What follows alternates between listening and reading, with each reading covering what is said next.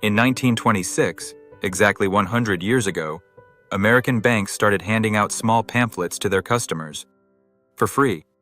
The pamphlets contained strange stories, parables set in ancient Babylon, about a chariot builder, a moneylender, and the richest man in the city. People started passing them around, then collecting them. Insurance companies ordered them by the thousands. Eventually, the stories were bound into a single book. That book has now quietly sold millions of copies across 100 years. It has never gone out of print, and it shows up again and again in the same place, on the shelves of wealthy families, handed from parent to child, often before any university is even discussed. Financial advisors have called it the most valuable book on money ever written. Yet most people have never read it, because it's old, because it's short, and because it sounds like a children's book. It's called The Richest Man in Babylon. And in the next 8 minutes, you're getting the 5 rules inside it. The same 5 rules old money has been quietly passing down for a century. Rule 3 is the one that filters out almost everyone. First, why Babylon? The author, George Clason, understood something clever. People argue with advice, but nobody argues with a story. So he wrapped financial law into parables from the ancient world, where a poor chariot builder named Bansir asks the richest man in the city one question: why does gold come to you and avoid me? The answer became Rule 1. Pay yourself first. 1/10 of everything you earn is yours to keep. It sounds almost stupid in its simplicity, but look at what it actually says. Not save what's left over, because nothing is ever left over. The rule says the first 10% leaves your hands before life touches it, before rent, before food, before anything. In the book, Arcad, the richest man, puts it like this: a part of all you earn is yours to keep. Most people earn money their entire lives and keep none of it. Every coin goes to someone else: the landlord, the merchant, the tax collector. They work for everyone except themselves. 1/10. First, automatically, forever. That single habit, run over decades, has built more quiet fortunes than any stock tip in history. Rule 2. Control your expenditures, because your desires will always grow to match your income. Clason wrote this in 1926, and it might be the most accurate prediction of modern life ever printed. He observed that what each of us calls necessary expenses mysteriously grows to equal our income, unless we fight it. Sound familiar? It has a modern name now: lifestyle inflation. You get a raise, and 12 months later, you're just as broke at the higher number. Babylon's answer: confuse not the necessary expenses with thy desires. Your true necessities are a short list. Everything else is desire wearing a costume. The wealthy families who passed this book down understood the rule isn't about being cheap. It's about knowing, at all times, which category every expense belongs to. Old money asks one question before any purchase: is this necessary, or is this a desire pretending to be necessary? Most people never ask. That's why most people are broke at every income level. Save 1/10. Control desires. So far, this could be any finance book.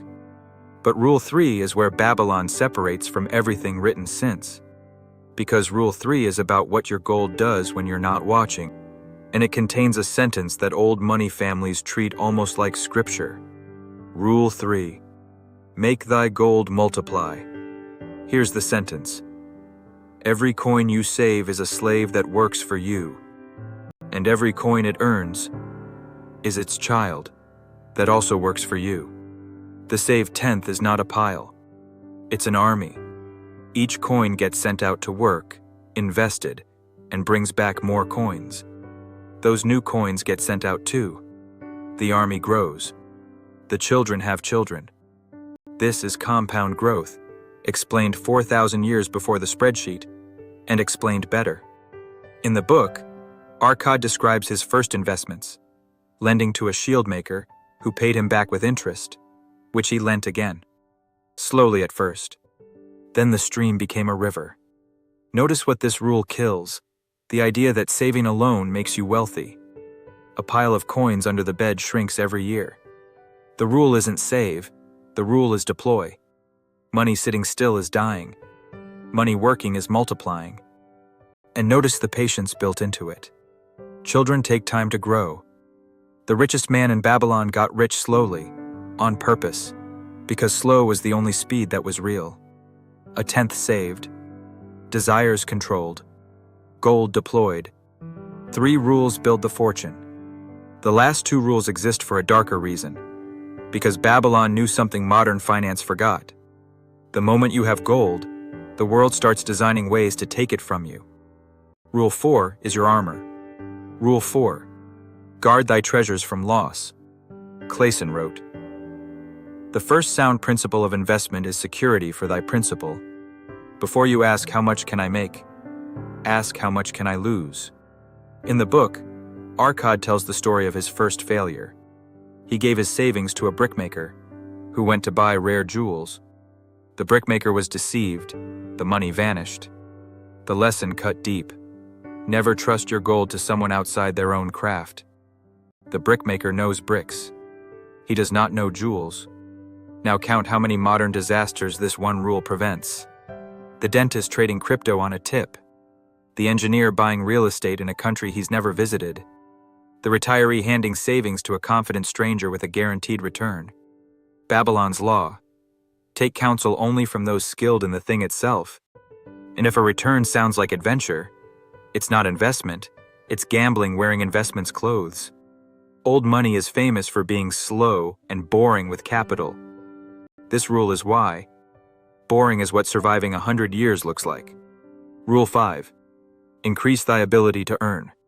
The final rule turns the lens back on you. In the book, Arcad says, "The more of wisdom we know, the more we may earn. The man who seeks to learn more of his craft shall be richly rewarded." Your earning power is the engine that feeds everything else. The 10th you save is a 10th of something, and that something is decided by your skill. Babylon's instruction is specific. Become better at your craft than anyone around you. Make yourself the person others must come to. Then the 10th grows, the army of coins grows faster, and the whole machine accelerates. Notice how the 5 rules form one system. Skill raises income. Discipline captures a 10th. Control keeps desires from eating it. Deployment multiplies it. Protection keeps it alive.